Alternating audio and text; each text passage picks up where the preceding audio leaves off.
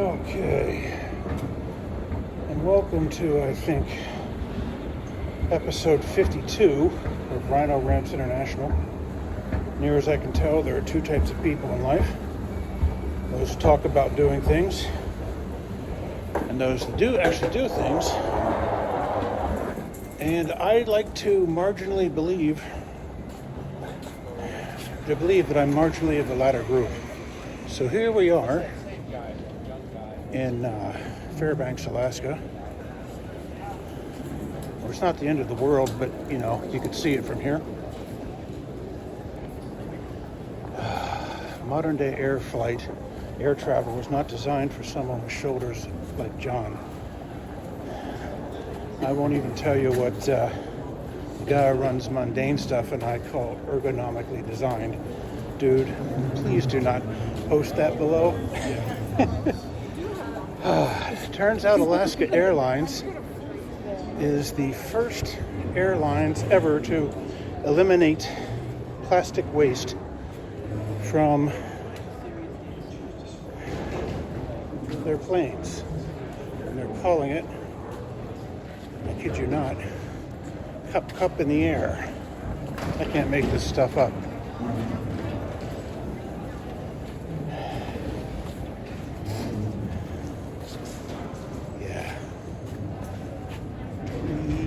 Yeah.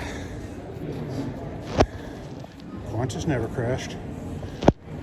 Luggage claims in some airports are like 4 different concourses, 16 different belts, totally inscrutable.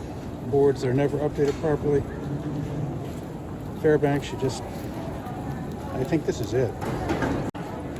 Had to catch that one.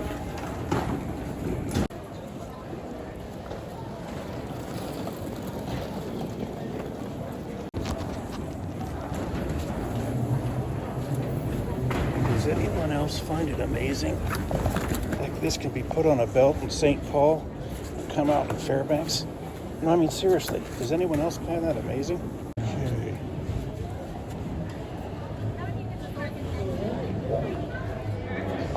Time to get a rental car.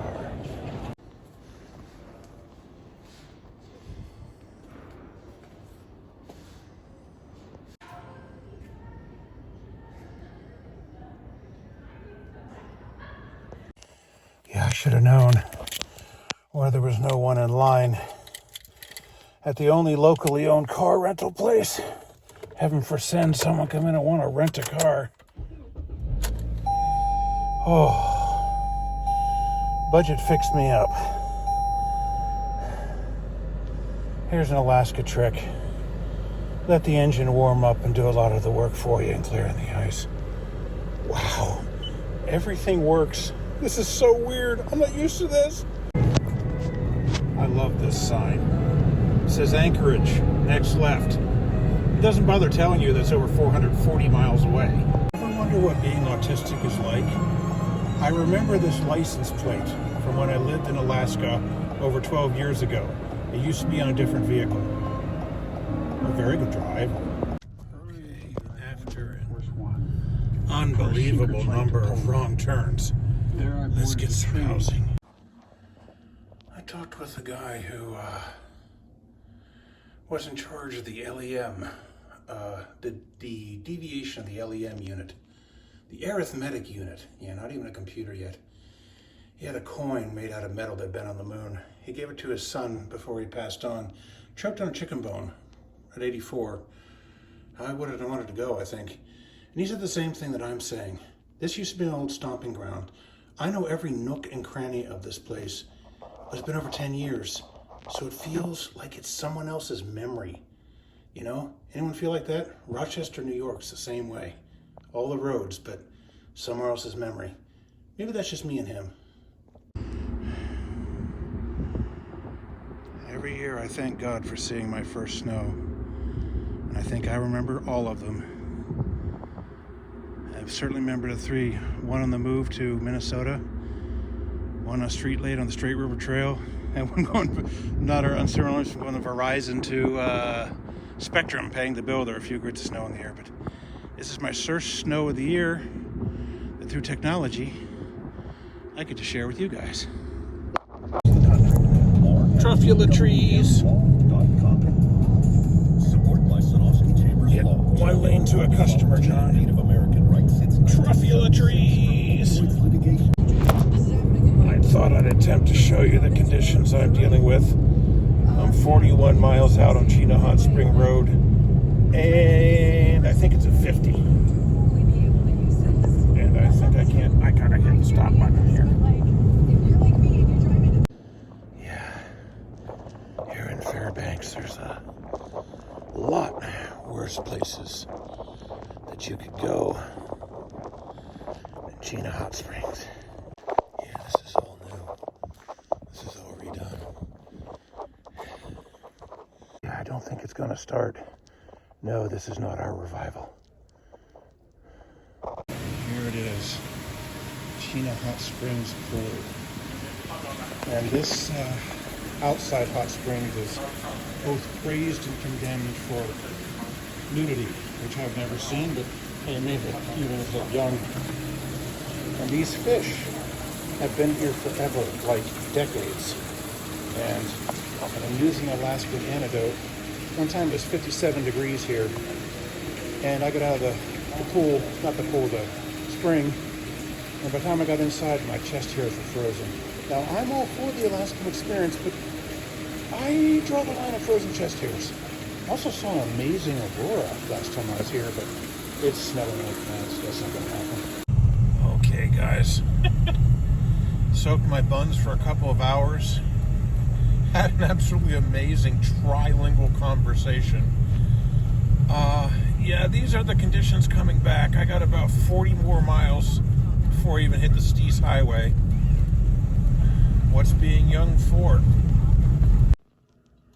Okay. Welcome to John's old friend. Insomnia.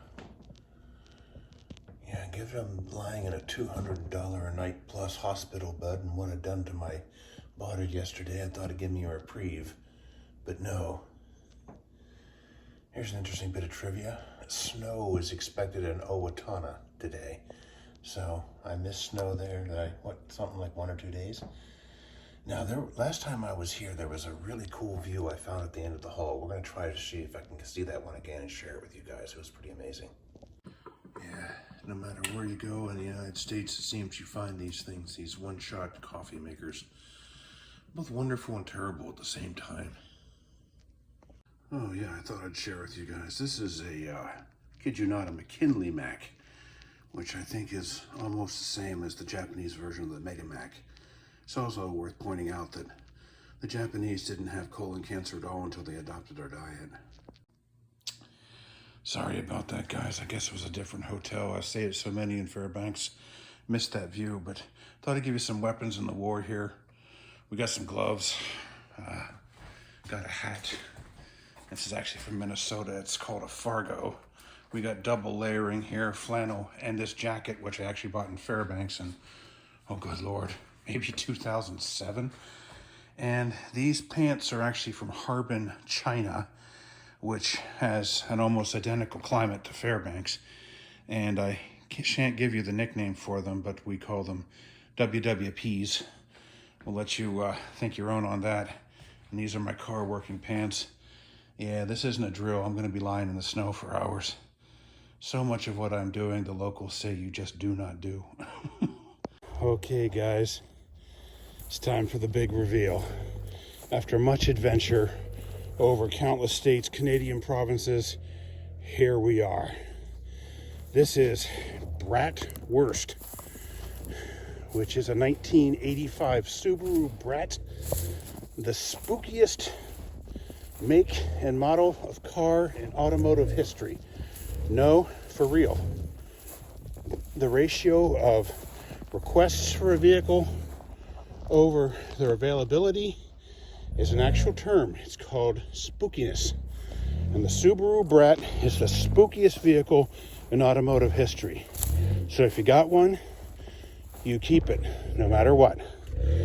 And I had not seen this thing in quite literally years. So I stopped at O'Reilly's. They were great, they always are. And we got a full cartload of stuff. It'd be wonderful if I could get this thing on the road and legal by 3. So I can take back the not exorbitantly expensive, but take the rental car back. Okay, guys, here we go. Okay, we opened this up and got a surprise. There's the 2005 Red Green Regatta winning Grand Champion prize. I'd wonder where it gotten to. This just gets more and more amazing. I had to buy some shave gel because of the TSA and its silliness. Yeah, and look what I got. Shave gel. Okay, now we're going to talk about this other one here. They say when you do these things, they're a labor of love. You certainly don't get into this for the money.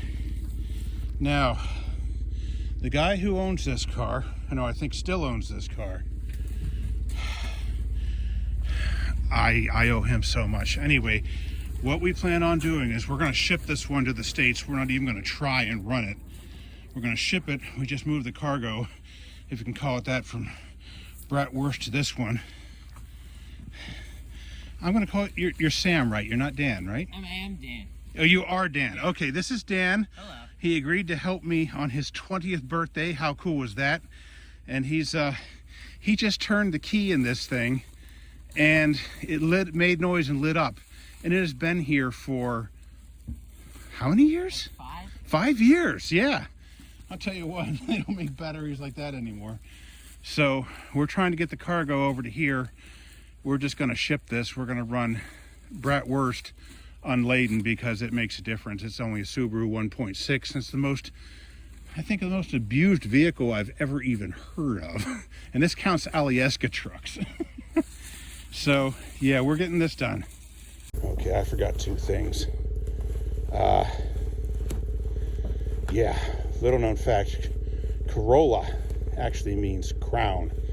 And this one is so old, I got the actual crown on the front. And I mean to surprise him with this when it's completely done. And we anticipated that he's going to ask, why would you do this? And his youngest daughter was the one who wrecked it. We both agreed we're going to say, it's because you give so much and you ask so little. And she thought that was a good answer. Yeah, back when she was talking to me anyway. Don't understand that part. Okay, yeah, trying to get in on this. So, yeah, this is the first time anyone's been under here in years. It's like an automotive archaeological dig. Yeah, there's the custom fuel system. And there's the guy who owned it before me, was an electrician, can you tell? And life's a lot easier when you don't sweat original equipment. Yeah, I remember there was a British food source in town. Of course, you know me. So, okay, well, here, I'm going to put this over to you. Yeah, there's the lens, and just point it sideways. I'm going to see if this puppy turns. Oh, yeah. Oh, yeah. So, it's not seized. That's good. And, boy, I guess we're going to do the coolant system next. The reason being is, if you run old coolant through aluminum heads, which this is, of course, it just dissolves them like paper. It's terrible. So, normally we do this as a certain procedure, but there's no backup plan. I just have to get this thing going and get it to Minnesota hopefully by Wednesday. So we're just going to do everything in whatever order. Okay, so we got the coolant opened. There's still coolant in it. Didn't leak away. Now, it may have been a questionable thing for me to put up so many years in interior Alaska, because not surprising, it's really cold here. Now, I've looked at the freeze plugs. They seem fine. I think we're fine. Like I said, we're going to start with the coolant because I don't want to run this old coolant through this engine at all. So coolant first. Okay. Turns out I already had a socket set. Forgot about that. The guy who owns the Corolla gave it to me. Okay, we're going to put in some power here. And yeah, the positive cable is black and the negative cable is blue. Yeah, go figure. Okay, so we're putting the battery in now. This one is 11 millimeter, which makes sense. And this one is 1/2, which does not. Yeah, there's not much left on this thing that's original. That's an exaggeration, but I mean, it's been mixed and matched. Okay. Don't need to make them real tight. Now, I had Dan hold the camera here, who we got the coolant flushed, and he said the bolt was understandably rusty, which I thought was good enough to use or mention. And yeah, you work at a Subaru dealership now, right? Yeah, we work on, well, we don't sell any, but we work on them. How cool was that? Super cool. How cool and how fortuitous is that? Okay. I don't like banging on these. Oh, that's got an extension. Yeah, I don't like banging on these, and I don't recommend that you guys do, although I've seen virtually everybody do that at some point. So, yeah, oh, that's gonna be really hard not to get the ground. Oh yeah, and I forgot to mention, I've got a lot on my mind right now. Whenever you connect these things up, you wanna, actually I can't touch that one to ground because it's ground. You want to be careful of what happens in your electrical system, because you know these things, this has been sitting years. There aren't exactly mice in Alaska, but there are rodents. No amphibians, interestingly enough. Not a single amphibian in the state. You know what, I'm gonna do as he says, not as he does.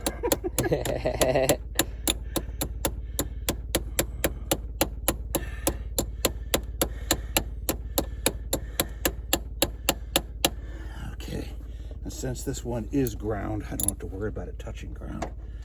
Normally, you gotta be careful working the other one though. You can actually weld your tools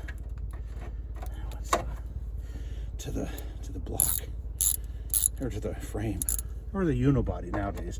But I've actually seen people do that. Someone honored a craftsman warranty in Canandaigua when someone came in with the wrench welded to the block. How's that for a customer? Okay, yep, we are live. We have power. Okay, I checked the transmission fluid, and it's good. It always is. There it is. Check the oil. Doesn't look bad at all. Right on full. Yeah, this is getting better and better, actually, guys. Okay, we're behind the seat here.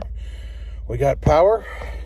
When I originally got this, the shifter lever was long gone. Got this off of, I think, maybe another brat. This used to be the key.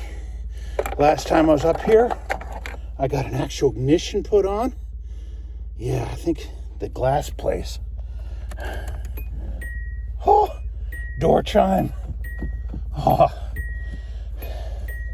Okay, just in case, stand clear. Don't get in the front. Okay, I'm not trying to start this, but oh yeah, this new ignition, you gotta pound in the key with a rock. I actually have a rock here.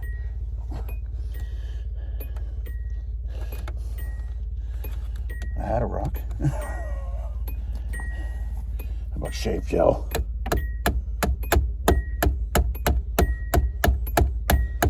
The keys, new cut keys, are just a little bit too sharp. I'll get back to you on this one. Okay. Yeah, we hunched it about for something to pound the key in. Used to have a rock. I can't find this, and Dan handed me this. It's important to have the right tool for the job. Oh boy. May just bent the key. Whoops. It's still not turning. And now it's really stuck. We can come out now. Oh boy. Maybe that wasn't such a good idea. Okay, shut her down, I guess. Oh, yeah. Okay. We got that key out. Brilliant by Sam here. And we're trying the other one. Got the same problem. It just turned. Okay, here we go. Cranking over for the first time in 5 years. I don't expect to start, but we're cranking it over.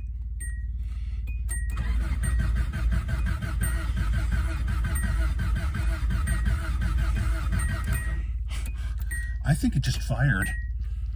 There we go.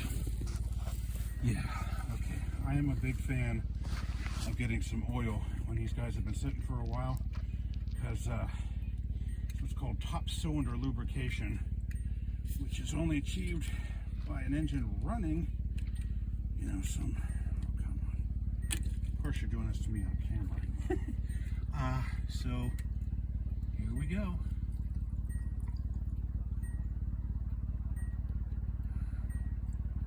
Yeah, that bowl's awfully dry, understandably. And it's understandably rusty. Okay, here we go. Attempt 1 at actually getting this thing running.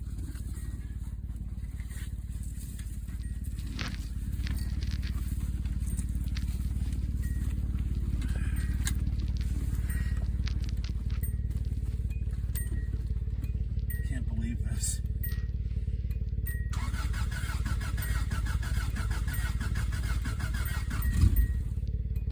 You heard that, right? Oh, yeah. That wasn't my imagination, was it?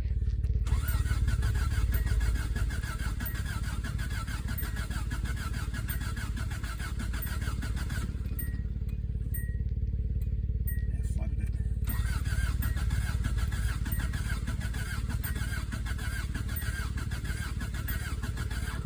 Okay, I don't want to burn up the starter, so okay. You heard that though, right? Yeah. Okay, got a call while filming. That only happened twice. Had to talk to him for a while.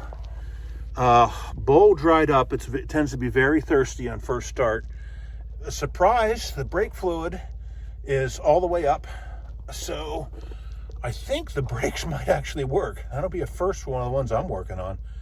Okay, we got to keep at it. We're rolling.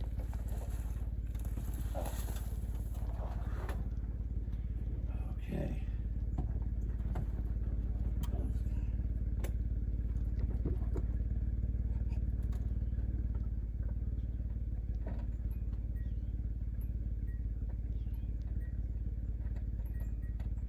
Here we go.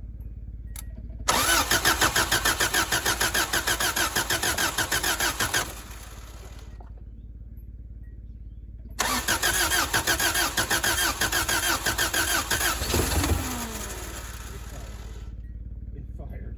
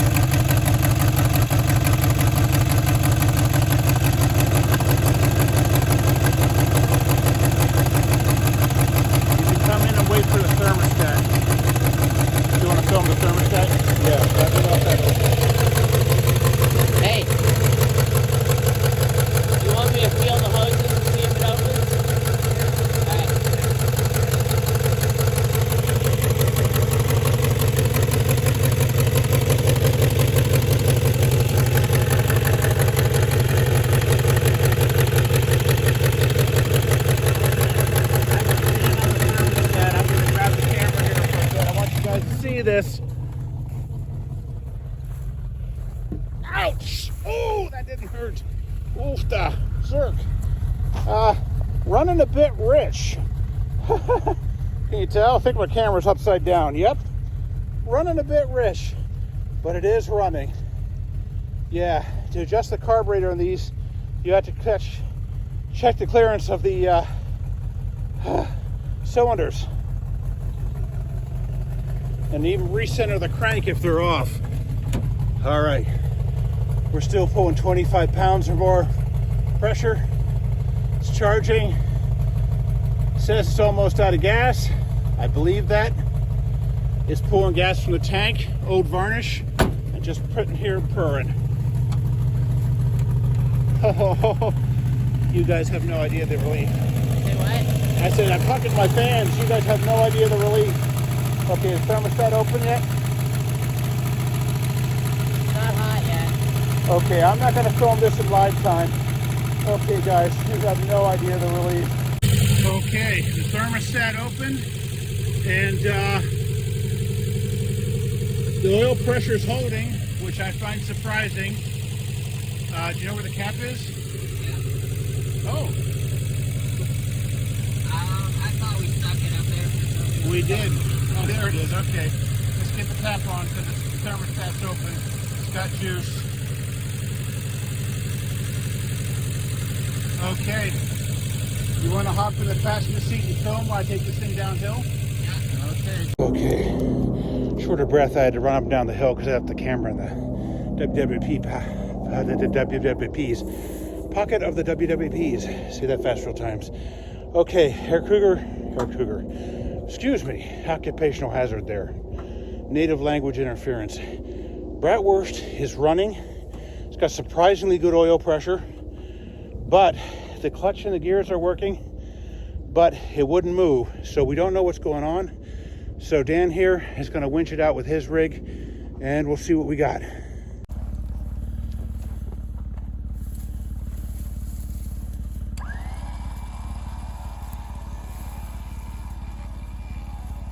Okay, as always, when you got tension on a cable, you know, pay attention. A snapped cable can do a lot of damage very quickly. I'm talking to my viewers.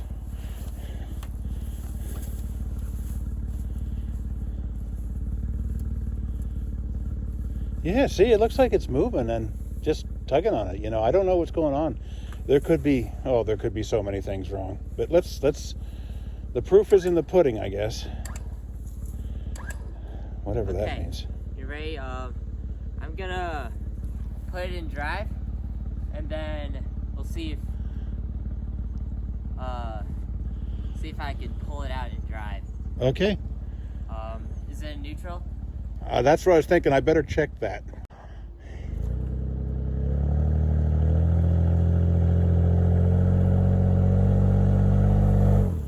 Oofta. I'm allowed to say oofta in Alaska. I've been in Minnesota long enough. I don't think that's gonna work. Oh, it's not gonna move. No, I slipped a little bit. I can try going forward and back a little bit. Maybe we can get it to okay. rock a little. Yeah, I don't know what's going on. There could be a lot of things going on. Ay, ay, ay.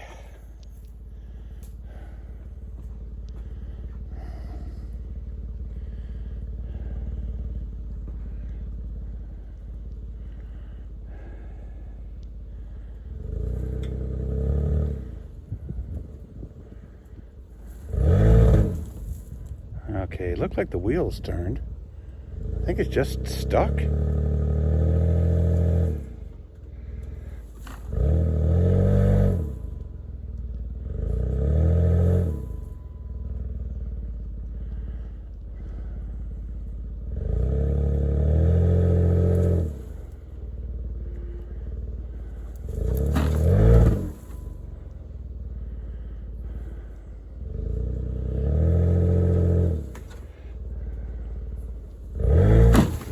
Oofta.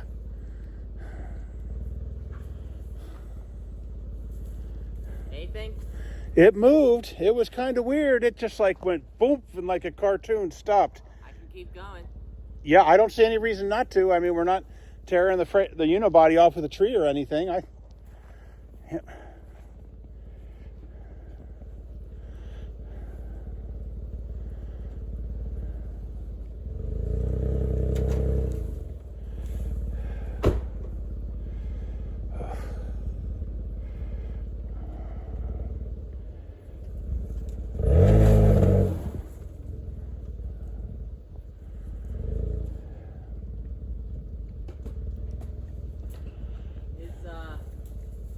How about the emergency brake? I rechecked that. That's off. It may be stuck on, but the pedal, the thing is off. Probably is frozen. Okay. We're going to shut down for a while, see what's what. Okay, the two of us working together. We got it forward. I accidentally took it to $4,000. I didn't want to do that. But it is out of its grave. And some of these tires are completely flat. We might have to deal with that before we do anything else. Okay. The front passenger side had 6 pounds. We got up 35. This one was unflinchingly the worst. It's trying. It's actually coming up. It's beating, isn't it? Yeah. Wow. Better to be providential than good. Is it off the bead? Do you think? I think it's fine. Look at it. It's coming up. I'm amazed, but it's coming up. Okay, Dan tells me that this one was the best yet at 18 PSI. We're getting there. These things are actually holding air.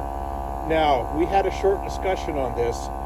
Dry rot actually acts quite a bit more slowly in the Arctic because there are less germs. I'm just putting that as a blanket for fungus, viruses, everything. That's why you can have 1,400-year-old whalebone arches that are still set in the permafrost, for real. So these tires might actually be all right, and that'd be cool. Okay, so we're moving along. There's a tie-down hook, and look at that. Uh-oh.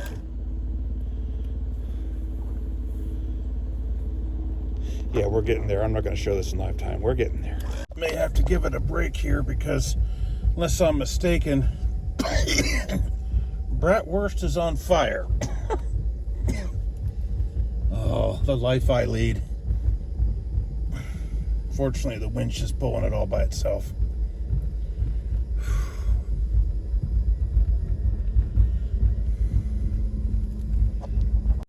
Well, not exactly sure what this is. Oh, that's the clutch smoking. That's what that is. Yeah, we're going to have to take a break for a bit. I think it's just because there's water and snow on it, but it's that's the clutch smoking, so we're going to have to take a break. Yeah, and Dan says we can... touch this right here. Oh, yeah, you can warm your hands on this winch, man. I got to tell you guys, it was a game of inches coming down backwards all the way down that hill so we could use the tie-down hooks because there's really no way to latch on the beginning. So, yeah, this has been literally a game of inches. Okay, guys, I just had to show you this one. Here we have a $300 car that doesn't idle.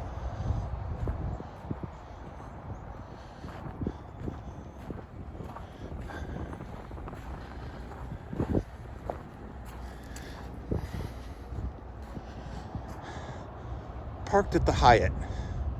Does anyone else seem to notice what a life of extremes I live? The Mayflower Buffet is now the DMV. There's just something wrong with that. Yeah, and I guess no trip to Fairbanks is complete without a trip to Value Village. Not visible in frame, blocked by this truck. Let's see. I got my copy of A Girl in a Swing in there. Adams, and quoted that in my thesis. For my degree, I got myself a copy of The Far Pavilions, and I didn't end up finishing it until 2019 in Rochester, Minnesota. Oh, that book was amazing. It was like being there. Funny Alaska anecdote. I saw the perfect coffee mug, but I didn't have the money to buy it and didn't want to take money from someone else. So I didn't buy it. When I came back, it wasn't there. 4 years later, I believe the same mug became available. So I think it was someone in the military, and they just had the good sense to bring it back to Value Village. And I still have it somewhere. And had a very awkward conversation with someone in here. And it took over 10 years for me ever to tell them what that was about. Of course, we have to visit the comic shop.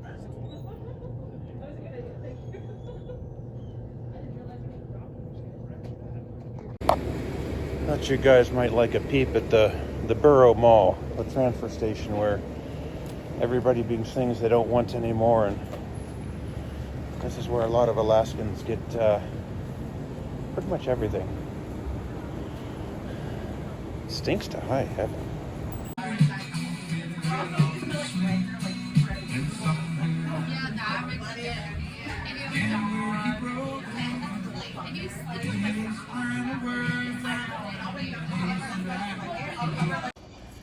Okay, so here we are at the Barnes & Noble on Mihar Avenue.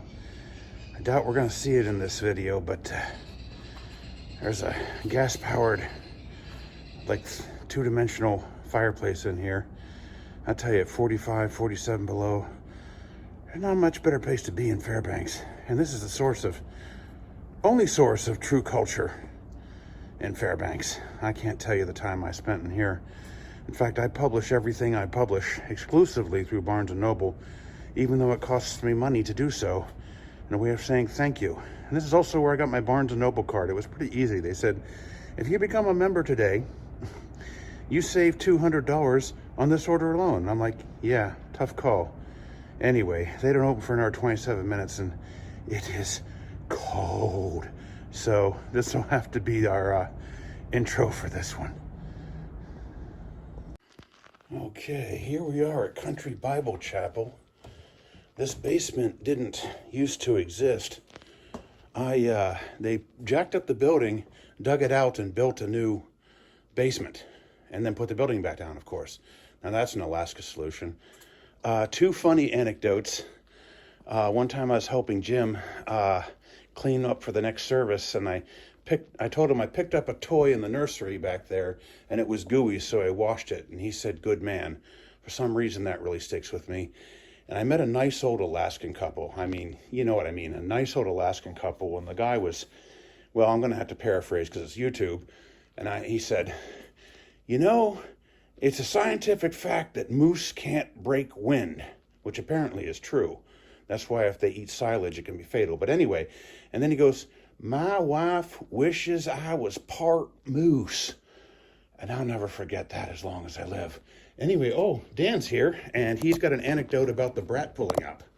So I was down here just preparing and setting everything up, and then I hear this noise that sounds like a snow machine with a can on it, like wah, wah, wah, wah, wah, wah, wah, wah. So I'm thinking, well, somebody's riding their snow machine to church. That's pretty cool. But then I look out the window, and I see the brat pull up, and I'm like, oh, it's the brat. I didn't realize it was that loud when it was driving. That was pretty cool. Okay, there's more. This is a baptismal font. They used to do outdoor baptisms, which, as in interior Alaska, is, problematical 6.5 months of the year. In fact, there's a local family, pastor and his family, and their web address is The Chosen Frozen. Yeah. Anyway, this is apparently a horse trough bought specifically to be a baptismal font. So, yeah, now they're indoors. Now for something completely different. I have to take my communion in a separate cup because I use a common cup here. And I spent over 6 months in England in 1996. Thus, I'm a potential carrier of prions that cause mad cow disease, which are pretty much indestructible. Okay, we got our pump back. I left it at Jim's. 3 of these tires miraculously are holding air. This one still needs a little bit of coaxing. But I find this amazing. 5 years in the woods and these tires are still holding air. Yeah, beads are set. I don't have the tire gauge set. I just gotta have to eyeball them, which I do not recommend doing, but one miracle at a time. Let's see, health of bratwurst. We either towed out or blew out the exhaust system. I like to tell what an engine is thinking. And I can't help but tell what this thing's thinking. It is loud, which I love. It's got a problem with the starter. I thought it was a flat spot in the starter, but now I think it's a lazy relay. And it doesn't idle.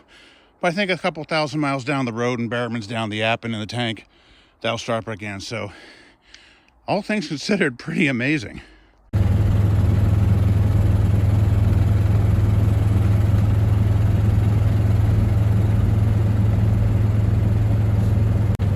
Okay, guys, a couple of points of interest here. On the right, you'll see the remains of the cat train. That's right, the cat train. There's a geodesic dome here, and this guy builds a 4 or 5 story ice tower every year. Gets in trouble with the borough every time.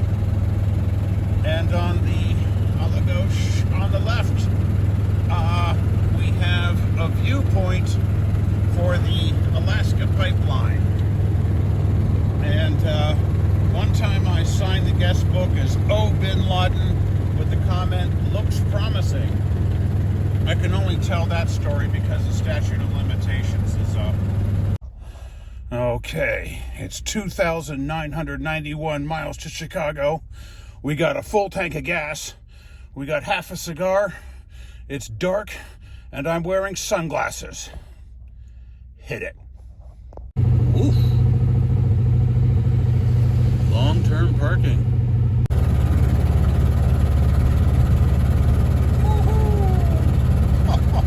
Who would have believed that? Filming on ice. Nothing like it. Okay. One proposed alternate route. We're in Delta Junction, which one can take a road south to Glen Allen. And it was possibly, there's the beginning of the Alaska Highway.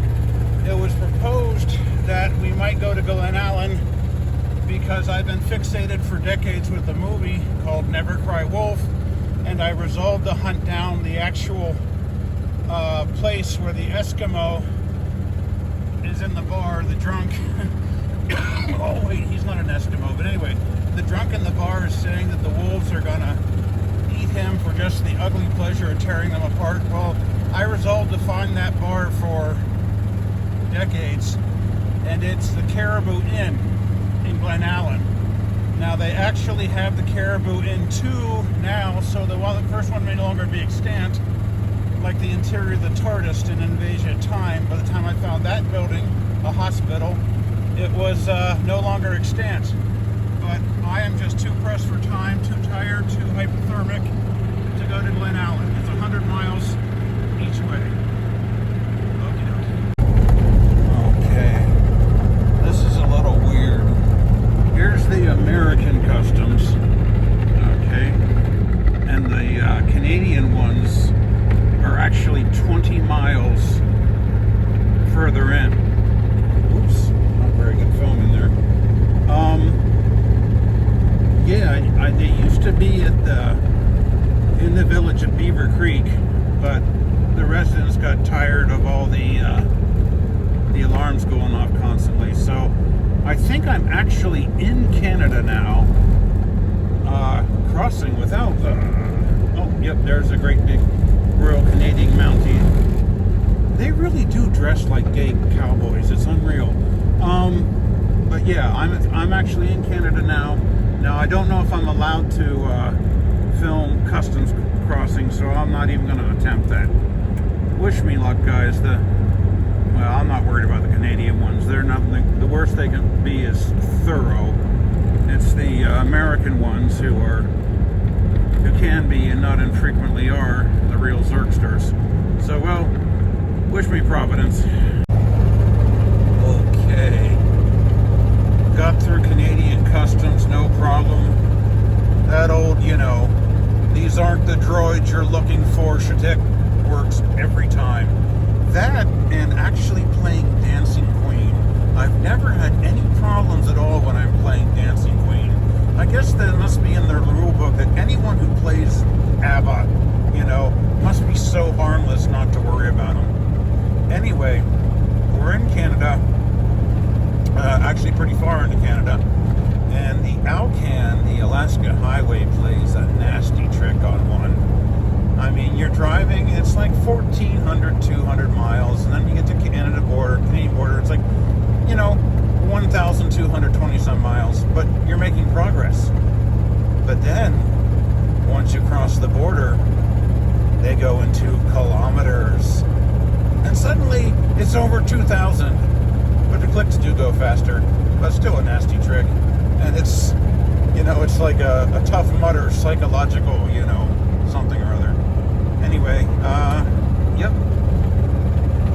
Making good time, I guess. Well, not really, but at least we're moving. Okay, it's time to talk about strange and creepy things that happened on the Alcan Highway, the Alaska Highway. Now, Occam's razor states that these are just, hypnagogic hallucinations from driving 20-some miles at a stretch, and that may very well be. But you never know. So I'm going to talk about one incident on the last trip and another incident on a trip some years ago. And I didn't realize until I was getting everything together that these were both in roughly the same area, traveling east on the way to Whitehorse. Okay, so this time I was stopped at a rest area, and the picture you see was on the inside of the loo. That's at the rest area in question. And I was sitting in my seat, and I suddenly felt like this giant oblong cam was lifting me up and putting me back down. Not fully lifting me, but trying to lift me. It was really a very visceral and strong, and it was rhythmic in situation. And then I looked to the left, and all the trees would seem to go to the left and then to the right. And I thought, okay, well, a car's coming down the hill. And then it happened again. I said, okay, it's making an S-turn. Only trouble is, no car, no S-turn. So I looked to the front at the bar in front of, Bratwurst, and that was completely stationary. So the two, X and Y, the Y was oscillating, and the X was steady. And I'm like, wow, if I would have had my wits about me, I would have tried to film this with my camera. But it felt really weird. So I just got out of Dodge. Okay, I'm just going to read the description from my former webpage for this. At some point after this, we stopped at a sort of rest area. I left Della, my nickname for the Impreza idling, and took Mr. Bubbersfree, W-A-L-K. At one point, I looked up and I saw something like a giant with an arm coming down. It was amazing. I got back to the car, was not sure just what I was seeing, and had my passenger look as well. Across the road there was smoke high, smoke low, and nary a sign or smell on the other side of the road. Titanically spooky smoke.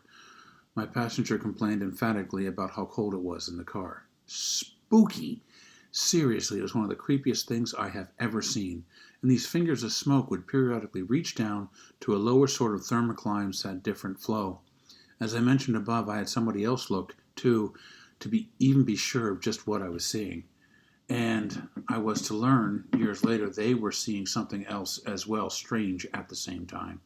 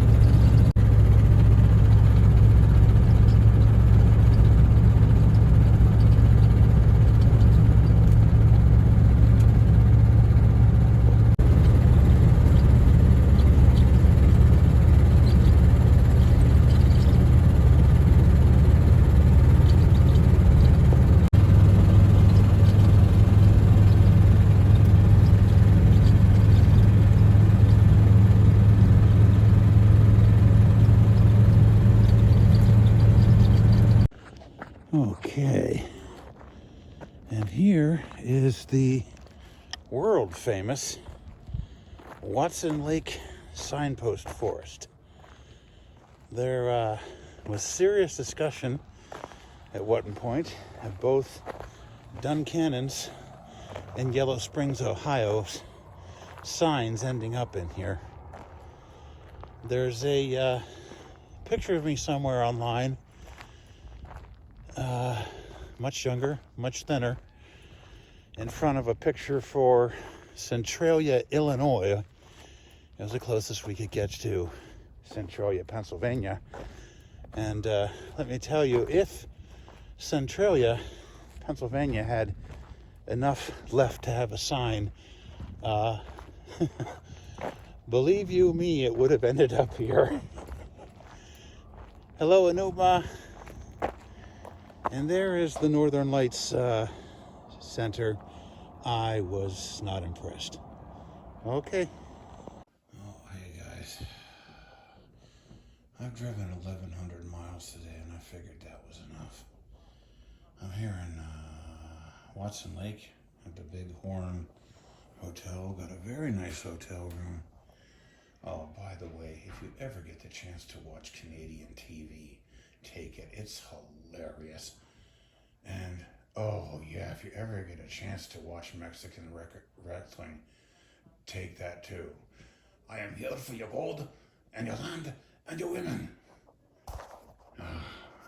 I think I'm going to sleep well tonight. Oh, yeah. Yeah, I forgot to mention I got something from Yukon Brewing called a Thirst Aid Kit. And that and a bottle of mid-range at best wine was $67. Wow. Can you imagine living here and dealing with those prices? Okay. Life in Lavray Nord. I put on the burglar alarm here. Swapped, I think it's coil number 3, and the coil that kept me from having to come out here and have hair cougar. Bratwurst gone. Unfortunately, excuse me, someone tried to burgle my room while I slept. They didn't get very far. Just, wow. The truth of life in Lavray Nord, the due north. Okay, I know you guys can't see this, but the aurora, the quiet arc, is just starting to dance. Oh my goodness, I wish I could share this with you. It's so beautiful. I used to share a floor on the Arctic Region Supercomputer Center with Shinaka Sofu, who first discovered that this aurora arc, the disturbance of such, was a global phenomenon. Yeah, I know.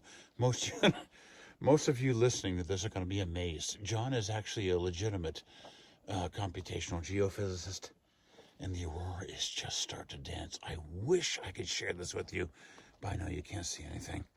Oh my goodness, it's so beautiful. Okay. Maybe you can't see this. The moon is rising behind. Okay guys, this insane, oh yeah, of course when I start filming, this insane grade has been going on for over a mile. It's unbelievable. Hey guys, I can't believe it's this grade has been going on for over a mile. I didn't see a sign for Sequoia River Gorge. This is unbelievable. It's like a 30% grade. It's been going on for over a mile. It's unreal. I'm having trouble convincing myself this is real. Don't know if you guys can see this at all. I'm at Liard Hot Springs.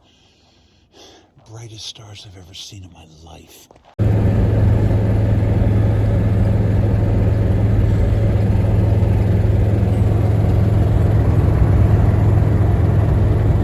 Sadly, I missed Liard Hot Springs due to bear activity. Sorry, guys. I missed it. I'm flat out amazed, by the way. Flat out amazed.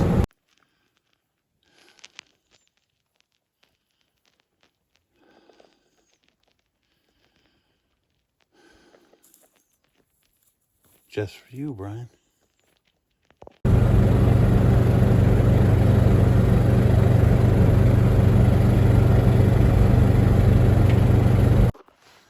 Okay. Frosty.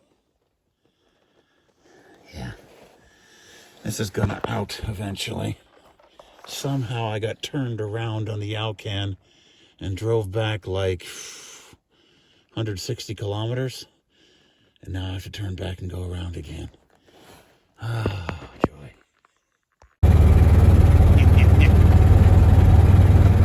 Want to see a grade?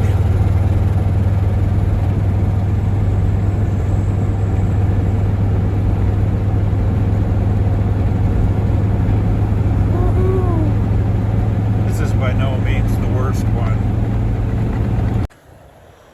Okay, guys. Here is the whirlpool outside of Fireside, British Columbia. It's not whirling quite so much today. I got oh my goodness, it's so cold. Whew. It's so cold by this river. It's like being dipped in liquid nitrogen. Anyway, I can't stay here long. I'm shivering already. Focus, John. Funny story about this. When I first drove up here to UAF, silly me, I saw these little mounds by the entranceway to this thingamajig. They don't exist, they're not extant anymore because they changed the highway's been improved and they're no longer there. And when I was leaving UAF, I stopped there and I noticed little mounds and something tickled at the back of my mind. And what it was I left a message to my future self to investigate these little mounds and find out what they were. I thought about it, and they're probably a result of coal mining. And since the next town is called Coal River, that seems to bear it up. And since they're no longer extant, there's no way to prove or disprove it. So that's the story we're going with. I get out of here, guys. I'm freezing. Oh, it's weird. You go just like 20 feet up and it's so much warmer. Weird. Anyway, yeah, anecdote. When I first came up here, no, that was the second time. When I first came up here with the new truck, it was a great truck. I just don't like trucks. Dad all but forced me to buy it. Anyway, I wanted to see if I could do the top of the speedometer. And outside of Fireside heading west, it can. 110 miles an hour and a Toyota Tundra, the luxury model. Barely out of break-in. Yeah. Another case of do as he says, not as he does.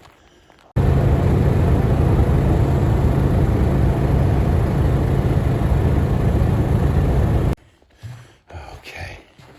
Something totally unexpected and nice, since I spent the whole morning driving back and forth senselessly across creation. I get to go to Liard Hot Springs after all. This is a truly amazing place. I recommend it to everyone.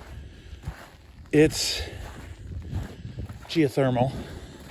There are species here that exist nowhere else on Earth, just in this tiny little pocket. It's one of Canada's most important whatever they call it, biosystems or biomes or whatever. And you ever heard rumors of a tropical valley in the north?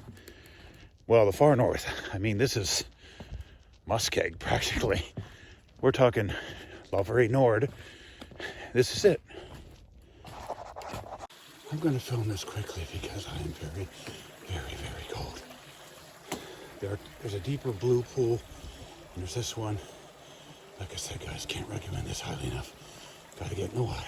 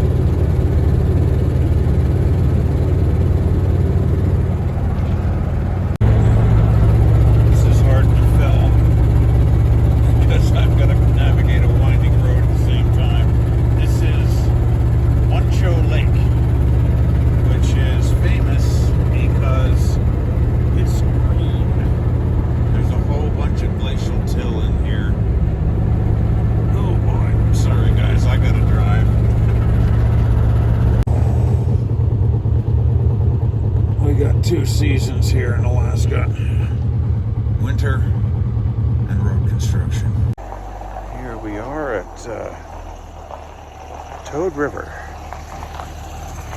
Funny anecdote about this place. My dad was kind of upset with me for buying him a knick-knack from here. Why'd you waste that money? Became one of his most treasured items. They apologize profusely, but they no longer have the ceiling with all the hats on it. That's a real shame. I started to get a bite to eat too. I realized I hadn't eaten in 2 days. I was hoping to catch some alpenglow. My father absolutely loves alpenglow. Unfortunately, he's blind. More alpenglow and stuff. Oh wow! Had to capture that one.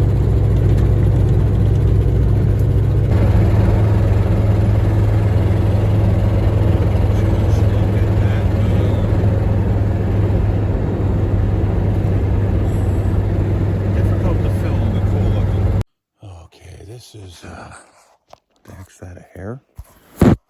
This is truly unfortunate. One can never control the times of when one's here, when one reaches one's point. At least I can't. I've been trying to get this teetering rock for like 15 years. Yeah, we're looking at length 23 kilometers round trip, about 8 hours return or overnight. Difficulty 5, a fairly long day hike with multiple steep elevation gains on the way to Teetering Rock. Yeah, it's dark. It's cold. I'm tired. Probably have to fly here in the morning at some point. Well, like I said, this is unfortunate. I don't know if you guys can see that. It can't be a tree. It's too big for chemtrail and too dark for an aurora corridor. I don't know if you guys can see that at all. It's truly bizarre. Well, we have just topped the Continental Divide. 8,000 feet or so, highest point in the Alaska Highway. It's kind of interesting. Water onto the west flows into the Pacific and has salmon. Water to the east flows into the Goyakon? No. The Mackenzie, which flows into the Arctic Ocean, which does not have salmon. And this makes such a big difference that there's a noticeable difference in the population of native populations. Here's a piece of trivia you won't get from anyone else. Well, guys, up ahead is the dreaded Sakani River Gorge. It's marked as extreme grades, and when I first saw it, I thought, oh yeah, how bad can it be? I was towing a trailer with a Subaru from Fairbanks to Harrisburg in December, and this sign came up and said extreme grades. I thought, yeah, how bad can it be? Don't ever ask to the can. Anyway, it's snow covered. It's almost midnight. I've been driving since before the previous midnight. Yeah, I'm gonna go to the Breakcheck region, Lord willing, take a nap, maybe even wait for daylight and see what I can do, because this thing is snow covered and it's like a nightmare. Well, I had a nap. It's 1, 2, 3, 4 in the morning, so perhaps my nap was an hour long. Anyway, I'm wondering about whether or not to trying to film the gorge trip. I'd like to show you what a nightmare it is, but it might not be safe, I don't know. Oh my god. Here we go. I just put it in second gear, I kid you not. Now, this goes on like this for like a mile. And then the other side is the opposite on the way up for like a mile and a half. I just crashed into this thing, well, poor choice of words, without thinking. I just woke up, and before I could consciously think, hopped into here. I was in the wrong lane for a bit, but yeah, well, here we go. To make things worse and even more hellish, the bottom has a construction zone. So we made it to the bottom. I think we're waiting for that red light to change because it's a single lane up to this side.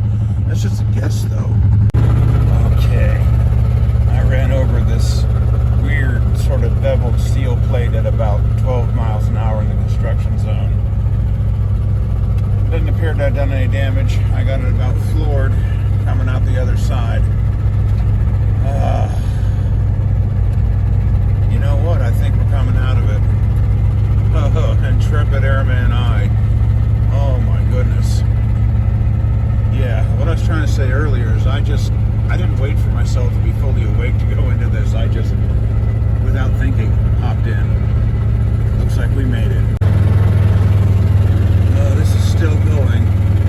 I'm climbing basically ice at an unbelievable angle. I got it about floored in second gear and hope for the best. If I start sliding backwards, it's 1.5 miles of the same. Yeah, this thing, I told you guys, this thing is just like a nightmare. Oh, nice slip. Yeah, I gotta concentrate on driving, guys. I don't know how well you guys can see that. There's a pretty amazing inversion over a place called Taylor. So that's a refinery. Blade Runner music plays. There was some amazing turbulence at the bottom of that funnel, too. I can't capture every shot. Okay, now, this is unique. I put the wine back here because I can never keep track of legalities, and the cork blew out of the bottle and the oil pan. Yeah, that's how I reacted too. Okay, guys, I think I've driven 30 hours of the last 32, and I just can't do anymore, so I'm at the Peace Villa Motel, or hotel, I can never keep those two straight, in Dawson Creek, which I think is in British Columbia and not Alberta. Yeah, the guy who runs the place, Greg Wan, something like that, Gary Wan, he reminded me of a character out of Blade Runner. That's 2 Blade Runner references today. Awesome. Yeah, I've never frozen wine before, either intentionally or unintentionally, so we'll see how this goes. Yeah, I'll pick up this later. And there she is, my friends. The other side of the Alaskan highway. 1,400 miles and change. I'll tell you what, ladies, gentlemen, various transgendered and hermaphroditic beings, I don't care who you are, what you're driving, what your age is, what your feelings are about the collective works of Philip Ridley. You see the end of this, you feel a sense of pride. I might give Bratwurst a pat in the dash. I made it. Okay, went to the auto parts store. Got there right there at 318. Rhino Ramps International golden number. My Cordoba has a 318. And of all the wish lists, the only thing I was able to get were some spark plugs. So this is going to be meatball surgery. Got to take this thing out, which fortunately is very easily. I'd say that, you know, Bratwurst is very easy to work on, but I'll remember those words when we have to recenter the crank. Okay. I wasn't able to change the spark plugs after all, because I don't have the right size wrench. I was, however, able to finally get out this ancient motor oil. Both the filter, which I tightened in Fairbanks, and the drain plug, which I loosened and tightened here, were loose. Make of that what you will. Okay, let's see. I have no idea where that's going off. Let's see if Bratwurst survived the oil change. You know, I say I'm serious when I say that. I'm really serious now. Had an engine blow up in the graduate community at SUNY Binghamton. K-car. Anyway, the coil wire is ground to the block. This is just to get some oil pressure.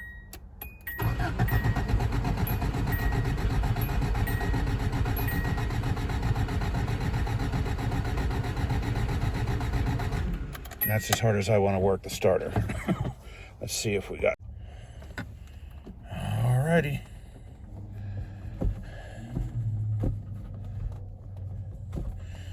onto your butts.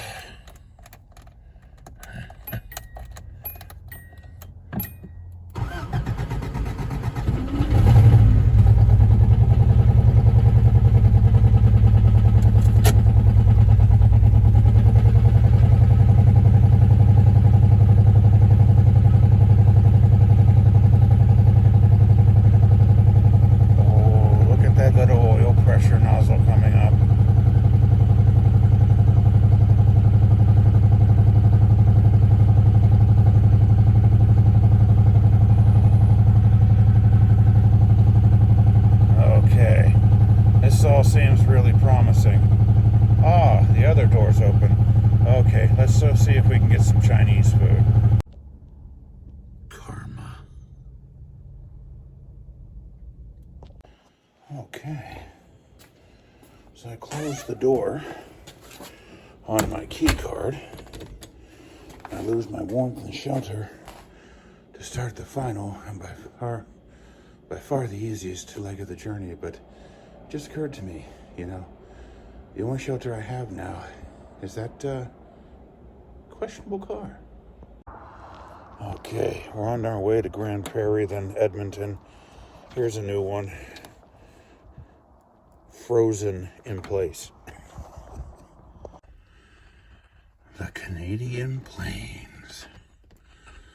They and I are gonna be friends for some time now. Okay, a brief update, I guess. This car was getting really squirrely in the front end. One interesting bit was downhill around a corner, and with a truck, articulated lorry on the left. It was kind of life-threatening. Anyway, so I pulled over, and I checked the lugs. They're all tight. 2 of the tires were low. Yeah, 2 of these tires have bulges in the sidewall. Not bad, but they're there. And the yoke's getting a little bit interesting. Something wrong with the front end, but otherwise this thing's just chugging along. I knew I forgot something. I found my tire gauge, so that's way cool. Yeah. The Canadian Plains. A couple 100 miles later. Hey, I just ran into a Israeli articulated lorry driver who loves brats. He goes, is that the 1.6 or the 1.8? I put him onto my channel. Yeah. We're doing it like Pruitt used to do it. Oh, yeah. Forgot to mention, I put him onto an American hippie in Israel. Yeah. He'll enjoy that.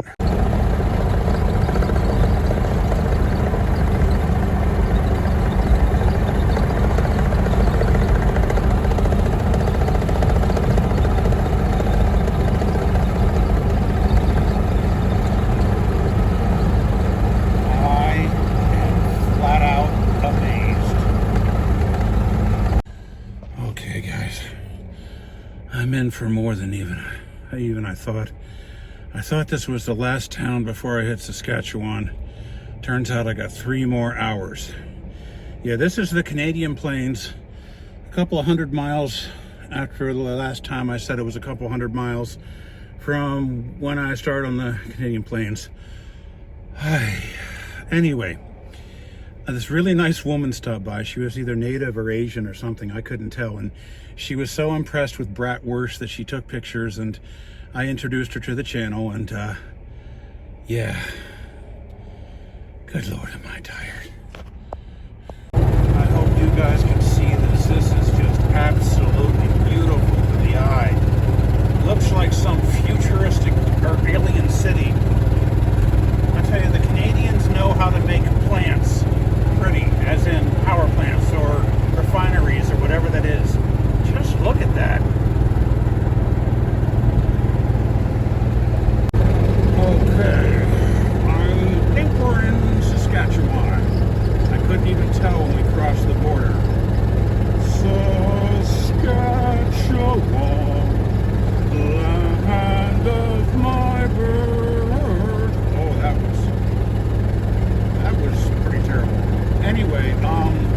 There were a bunch of roads, turns I just had to guess.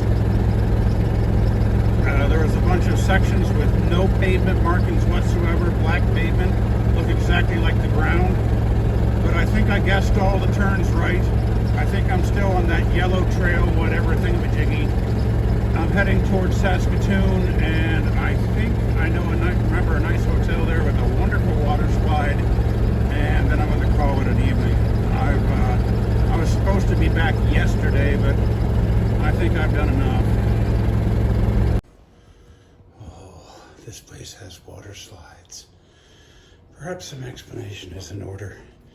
When I came down back from UAF the first time, or the last time, I stopped at a place in Saskatoon with water slides. Boy, this is some amazing kind of work. And ever since then, I've been absolutely fixated with water slides, particularly in hotels. It all started here in Saskatoon.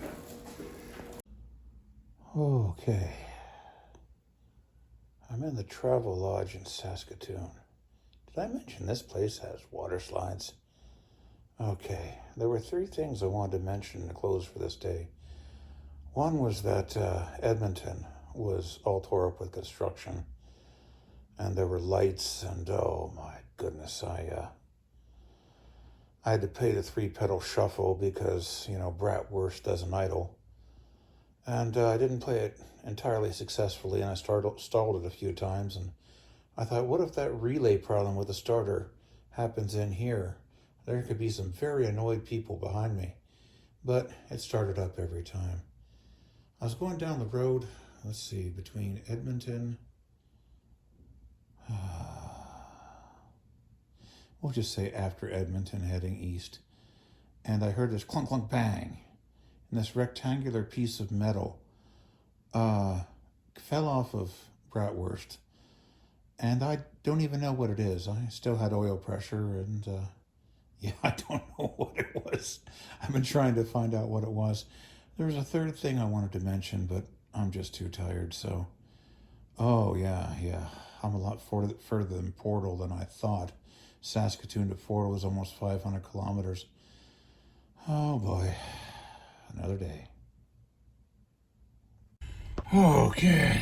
Lord willing, this is the final leg of our journey. Saskatoon to Minnesota. I remembered what I couldn't remember last night. When I got out of Edmonton, I stopped at the gas station. I saw this little tag that said Conquer After Coffee. I wanted to take a picture of it. I couldn't find my phone. And I'm like, oh no, where's my phone? And I realized I left my phone in plain sight in a car that doesn't lock. Or I should say more correctly, if it does lock, I can't unlock it because the ignition key is different from the door key, which I don't have because the ignition came from a different Subaru. Yeah. And I'm thinking, oh no, what happens if all that lifetime, once-in-a-lifetime photos were lost? They're sitting right there. God love Canada. So I treat you guys to a cold start.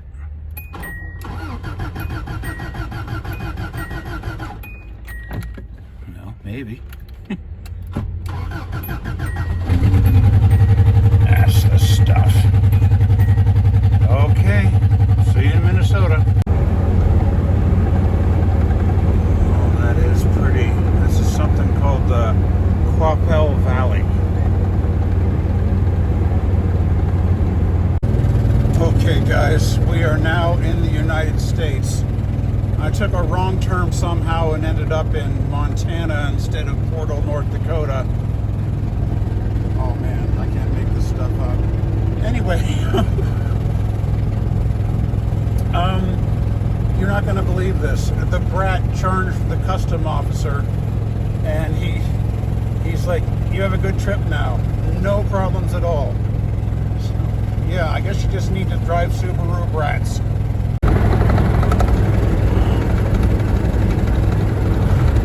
This is really something like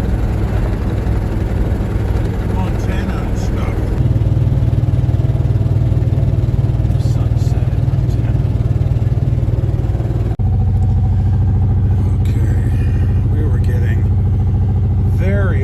Signs from the front end. Lots of like fork wobble, things like that. got so bad I pulled over. And the good news is it's nothing internal. It's just that one of the tires self-destructed. I'm amazed that more haven't, given that these sat in the woods for 5 years. Now I have a spare. I think it's one of the ones that you can actually fit on, because sometimes with Subis you don't give it front ones on front and rear ones on rear. I think this one will fit on. Now, where this gets interesting is the jack points on Bratwurst are all gone, rotted away.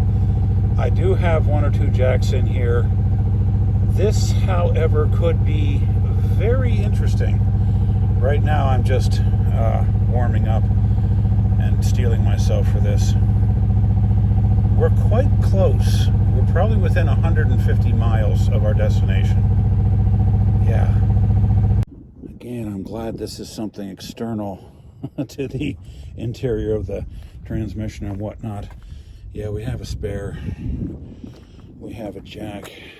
Just got to get to it. Okay, new one's on. Old one wouldn't fit beneath the hood for some reason, so I got to ride in back. Just got to tighten these lugs down.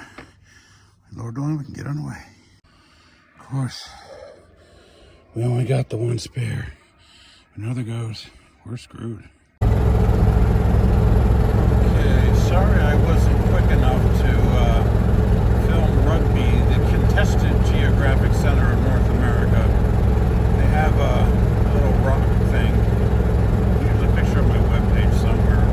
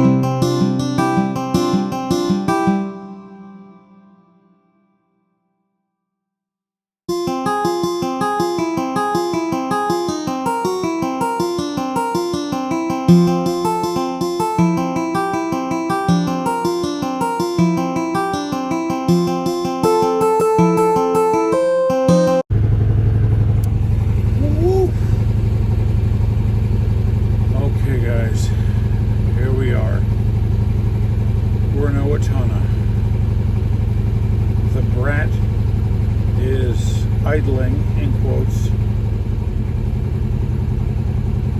in my driveway. I don't have words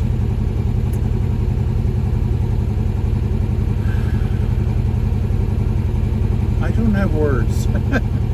I got the time to start fixing things. I got the windshield wipers fixed. I had the fuel filter off. Frogs in the logs. One can get the replacement. Maybe we will. Hang on.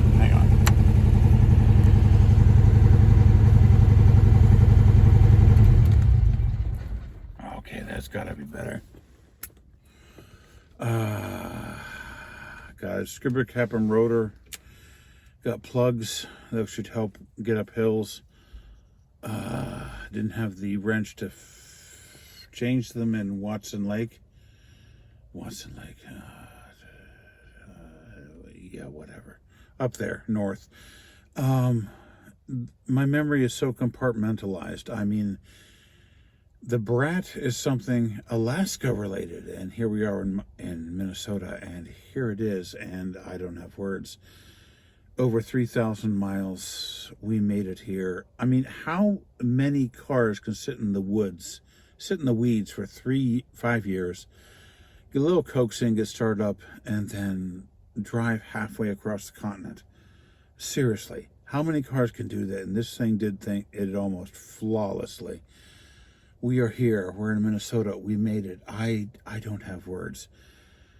Guys, I rarely offer life advice because, one, I have very little to say, and two, I made such a mess of my life. I hesitate to recommend yours, but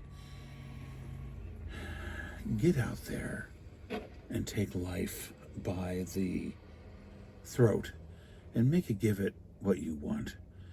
Now, do not do what I do.